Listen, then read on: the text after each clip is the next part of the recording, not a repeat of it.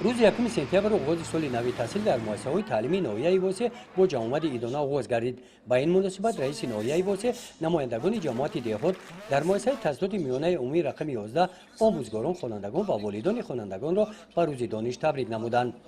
در قسمت تحفه سپاری بخشیده به روز دانش و سهم ارزنده گذاشتن در رشد ساحه معارف از نام مقامات اجرایی حاکمیت دولتی ناحیه به یک چند نفر آموزگاران سپاسنامه و مکافات سپاریده به این مؤسسه 2 عدد کامپیوتر تحفه تقدیم نمودند.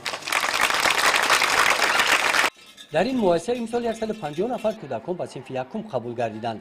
صنفخانه‌ها تعمیر جاری کرده شده برای گذراندن مشغولیت‌های درسی با کمک مقامات اجرایی حاکمیت دولتی ناحیه شرایط‌های مساعد فراهم آورده شدند.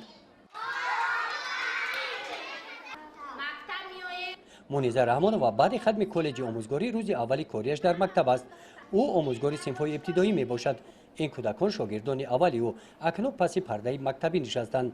درس اولی معلم لحظه خاطرمان برای کودکان و هم والدان با موضوع روز دانش بخشیده شده است. دائما خوشبخت باشند، سربلند باشند و دوستدار باشند، در حرمت معلمه باشند، آبروی مکتبمون رو بلند بردارند. چند لحظه پیش صحن حولی مکتب سیمای ایدانه دارد. این کودکان با گل و مهر و صمیمیت به مکتب آمدند. آنها را والدانشان همراهی دارند. در مؤسسه تحصیلات میانه رقم 20 1200 نفر خوانندگان با تعلیم فرا گرفته شدند. امسال باشد شماره خوانندگان صنف‌های یکم 30 نفر نسبت به سال گذشته زیاد گردید.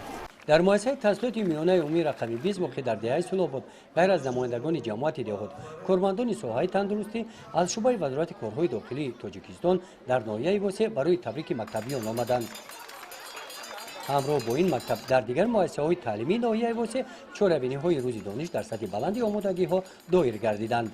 گزارش خواجه نظریف خدای نظر ظهورов از ناحیه واسه برای برنامه اطلاعاتی نوید.